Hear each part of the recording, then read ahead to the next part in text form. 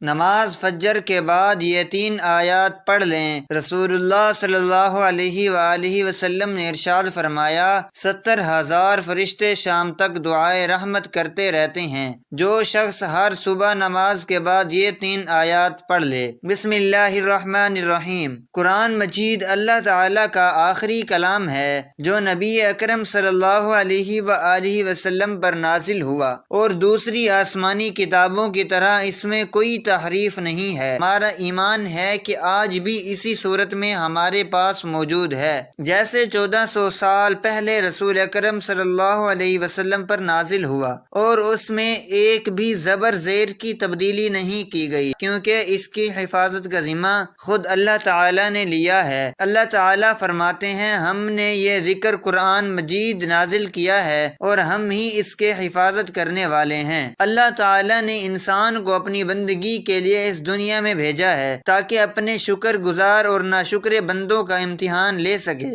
اللہ نے انسان کی رہنمائی کے لیے رسول بھیجے اور ان کے ساتھ معجزات بھی اتارے، لیکن پچھلی قوموں نے اس سے روگردانی کی اور اللہ کے عذاب کو دعوت دی۔ اللہ تعالیٰ نے حضرت محمد صلی اللہ علیہ وسلم کو عرب کی سرزمین پر اپنا آخری نبی صلی اللہ علیہ وسلم بنا کر بھیجا، اور قرآن کو جبرائیل امین علیہ السلام کے ذریعے رسول اکرم صلی اللہ علیہ وسلم پر معجزے کی صورت میں نازل فرمایا۔ اس کی بے شمار صفات ہیں، جن میں سے ایک شفا یہ بھی ہے کہ اللہ تعالی نے خود قرآن مجید کو شفا قرار دیا ہے۔ یہ قرآن جو ہم نازل کر رہے ہیں مومنوں کے لیے تو سراسر شفا ہے اور رحمت ہے، اور ظالموں کا تو اس سے نقصان ہی بڑھتا ہے۔ اللہ تعالیٰ فرماتے ہیں، یہ تو ایمان والوں کے لیے ہدایت و شفا ہے، یہ ایمان والوں کے لیے شفا کا باعث ہے، اور کفار اس کو نہیں سمجھ سکتے۔ اللہ کی رحمت بہت وسیع ہے اور ہر شخص اس کو اپنی ظرف اور ہمت کے مطابق حاصل کرتا ہے۔ اللہ تعالیٰ کی رحمت کو تمام سمندروں کی گہرائی میں ملا کر ڈالا جائے تو بھی اس کی وسعت اور گہرائی ختم نہیں ہو سکتی۔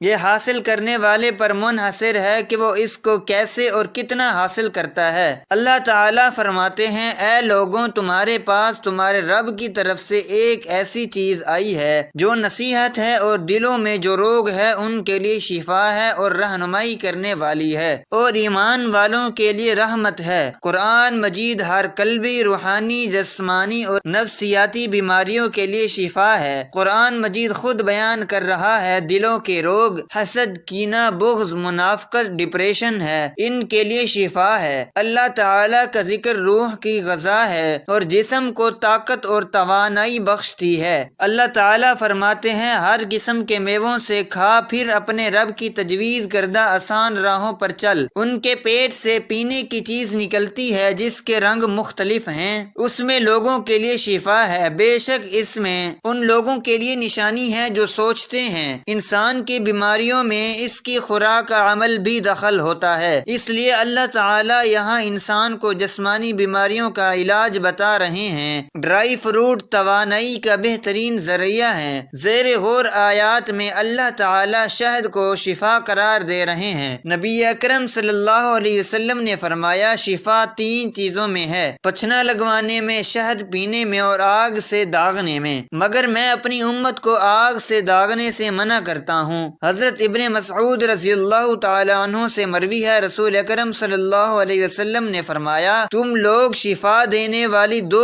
چیزوں کو یعنی شہداء اور قرآن کو لازمی پکڑو۔ جسم کے کسی حصے میں درد ہو تو سورہ فاتحہ پڑھ کر دم کیا جاتا ہے۔ سورہ بقرہ جادو اور نظر بد کے آثار کم کرتی ہے۔ معوذتین سے دم کرنا بھی حدیث سے ثابت ہے۔ حضرت عائشہ رضی اللہ تعالی عنہا فرماتی ہیں، نبی اکرم صلی اللہ علیہ وسلم نے جس مرض میں وفات پائی اس میں اپنے اوپر معوذتین پڑھ کر دم کرتے تھے۔ جب آپ صلی اللہ علیہ وسلم کو زیادہ تکلیف ہوتی ہے اس کو پڑھ کر دم کرتی، اور آپ صلی اللہ علیہ وسلم کے دست مبارک کو برکت کے لیے آپ صلی اللہ علیہ وسلم کے جسم پر پھیرتی۔ حضرت امام بطال رحمت اللہ علیہ معوذتین کے بارے میں فرماتے ہیں کہ اللہ تعالی نے ان میں ایک ایسا راز رکھا ہوا ہے جو ان کے علاوہ کسی اور صورت میں نہیں ہے، کیونکہ یہ جامع دعائیں ہیں جن میں ساری بری چیزوں سے پناہ مانگی گئی ہے، سحر، حسد، شیطان کے شر سے اور اس کے وسوسے سے اور اس کے علاوہ دوسری چیزوں سے حفاظت کے لیے معوذتین سے بہتر کوئی نسخہ نہیں ہے۔ یہی وجہ ہے کہ آپ صلی اللہ علیہ وسلم اسی پر اکتفا کرتے ہیں۔ رسول کریم صلی اللہ علیہ وسلم نے ارشاد فرمایا، جو شخص صبح کے وقت 3 بار اعوذ باللہ السمیع العلیم من الشیطان الرجیم کہے اور سورہ حشر کی آخری 3 آیات پڑھے تو اللہ تعالیٰ اس کے لیے 70,000 فرشتے مقرر کر دیتا ہے جو شام تک اس کے لیے دعائے رحمت کرتے ہیں، اور اگر اس دن مرے تو شہید ہوگا، اور شام کو پڑھے تو صبح تک یہی فضیلت ہے۔ فرمایا سورہ فاتحہ ہر مرض کی دوا ہے۔ اس سورت کا ایک نام فاتحہ اور ایک سورت کا ایک نام سورۃ البقاء ہے، اس لیے یہ ہر مرض کے لیے شفا ہے۔ بزرگوں نے فرمایا فجر کی سنتوں اور فرض کے درمیان میں 41 بار سورہ فاتحہ پڑھ کر مریض پر دم کرنے سے آرام ہو جاتا ہے اور آنکھ کا درد بہت جلد ٹھیک ہو جاتا ہے۔ حضرت نعمان بن بشیر رضی اللہ تعالیٰ عنہ سے روایت ہے کہ شہنشاہ مدینہ حضرت محمد مصطفیٰ صلی اللہ علیہ وسلم نے فرمایا، اللہ پاک نے زمین و آسمان کو پیدا کرنے سے 2000 سال پہلے ایک کتاب لکھی، پھر اس میں سورہ بقرہ کی آخری 2 آیات نازل فرمائی۔ جس گھر میں 3 راتیں ان 2 آیات کو پڑھا جائے گا شیطان اس گھر کے قریب نہ آئے گا۔ حضرت ابوذر رضی اللہ تعالیٰ عنہ سے روایت ہے کہ سرور کائنات حضرت محمد صلی اللہ علیہ وسلم نے فرمایا، بے شک اللہ پاک نے مجھے اپنے عرش کے نیچے سے خزانے میں سے ایسی 2 آیتیں عطا فرمائی جن کے ذریعے سورہ بقرہ کا اختتام فرمایا، انہیں سیکھو اور اپنی عورتوں اور بچوں کو سکھاؤ، بے شک یہ نماز اور قرآن اور دعا ہے۔ حضرت براء بن غازب رضی اللہ تعالی عنہ فرماتے ہیں کہ ایک شخص سورہ کہف کی تلاوت کر رہا تھا، ان کے گھر میں ایک جانور بندھا ہوا تھا، اچانک وہ جانور بھٹکنے لگا۔ اس شخص نے دیکھا کہ ایک بادل نے اس کے گھر کو ڈھانپا ہوا ہے۔ اس شخص نے حضور اکرم صلی اللہ علیہ وسلم کو اس واقعے کا ذکر کیا تو آپ صلی اللہ علیہ وسلم نے فرمایا، اے فلاں تلاوت کیا کرو کہ تلاوت قرآن میں سکینہ ہے جو تلاوت قرآن کے وقت نازل ہوتا ہے۔ حضرت معاذ جوہنی رضی اللہ تعالی عنہ سے روایت ہے، رسول اللہ صلی اللہ علیہ وسلم نے ارشاد فرمایا، جو سورہ کہف کی اول اور آخر سے تلاوت کرے گا اس کے سر تاپا نور ہی نور ہوگا، اور جو اس کی مکمل تلاوت کرے گا اس کے لیے آسمان اور زمین کے درمیان نور ہوگا۔ حضرت ابو سعید خدری رضی اللہ تعالی عنہ سے روایت ہے کہ مدینے کے تاجدار حضرت محمد صلی اللہ علیہ وسلم نے ارشاد فرمایا، جو جمعہ کے دن سورہ کہف پڑھے اس کے لیے 2 جمعوں کے درمیان ایک نور روشن کر دیا جاتا ہے۔ ایک روایت میں ہے، جو شب جمعہ کو پڑھے اور اس کے اور بیت العتیق یعنی کعبۃ اللہ شریف کے درمیان ایک نور روشن کر دیا جاتا ہے۔ حضرت ابو درداء رضی اللہ تعالی عنہ سے روایت ہے، نبی کریم صلی اللہ علیہ وسلم نے فرمایا، جو سورہ کہف کی پہلی 10 آیتیں یاد کرے گا دجال سے محفوظ رہے گا، اور ایک روایت میں ہے، جو سورہ کہف کی آخری 10 آیتیں یاد کرے گا دجال سے محفوظ رہے گا۔ حضور صلی اللہ علیہ وسلم نے فرمایا، جو کسی رات میں سورۃ الدخان پڑھے گا تو صبح ہونے تک 70,000 فرشتے اس کے لیے دعائے مغفرت کرتے ہیں۔ رسول اللہ صلی اللہ علیہ وسلم نے فرمایا، جو جمعہ کے دن یا رات میں سورہ دخان پڑھے گا اللہ پاک جنت میں اس کے لیے ایک گھر بنائے گا۔ حدیبیہ سے واپسی میں مکہ مکرمہ اور مدینہ کے راستے میں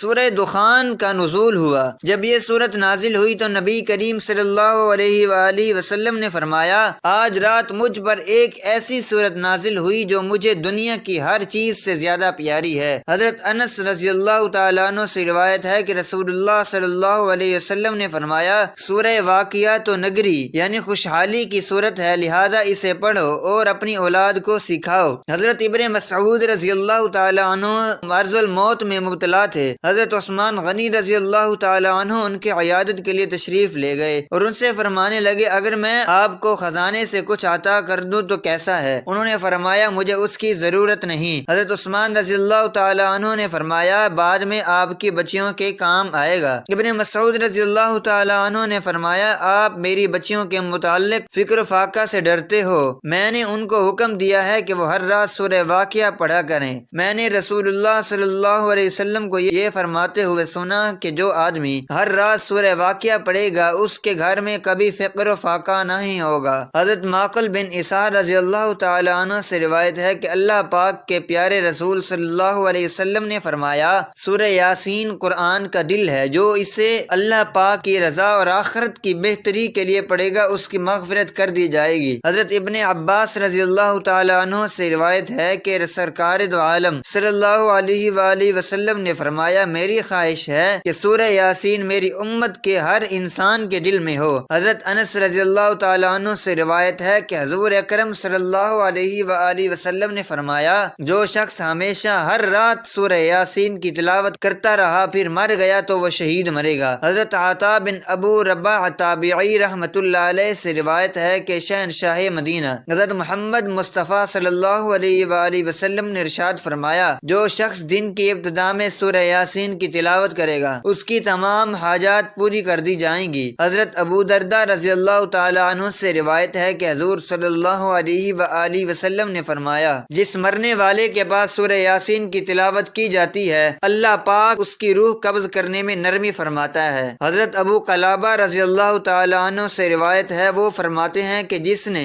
سورہ یاسین کی تلاوت کی اس کی مغفرت ہو جائے گی، اور جس نے کھانے کے وقت اس کے کم ہونے کی حالت میں تلاوت کی تو وہ اسے کفایت کرے گا، اور جس نے کسی مرنے والے کے پاس اس کی تلاوت کی اللہ پاک اس پر موت کے وقت نرمی فرمائے گا، اور جس نے کسی عورت کے پاس اس کے بچے کی ولادت پر تنگی پر سورہ یاسین کی تلاوت کی اس پر آسانی ہوگی، اور جس نے اس کی تلاوت کی گویا کہ اس نے 11 مرتبہ قرآن پاک کی تلاوت کی ہے، اور ہر چیز کے لیے دل ہے اور قرآن کا دل سورہ یاسین ہے۔ حضرت عائشہ صدیقہ رضی اللہ تعالی عنہا سے روایت ہے کہ سرکار مدینہ صلی اللہ علیہ وآلہ وسلم نے فرمایا، قرآن حکیم میں ایک سورت ہے جسے اللہ پاک کے ہاں عظیم کہا جاتا ہے، اس کے پڑھنے والے کو اللہ پاک کے ہاں شریف کہا جاتا ہے، اس کو پڑھنے والا قیامت کے روز ربیعہ اور مضر قبائل سے زائد افراد کی شفاعت کرے گا۔ وہ سورہ یاسین ہے۔ اللہ پاک ہمیں 5 وقت نماز با جماعت ادا کرنے کی توفیق عطا فرمائے، ہمیں روزانہ قرآن پاک کی تلاوت کرنے کی توفیق عطا فرمائے، ہمیں ہر بیماری اور پریشانی سے محفوظ رکھے، آمین۔ ناظرین، کمنٹ باکس میں اللہ تعالیٰ کے 99 ناموں میں سے ایک نام ضرور ٹائپ کریں۔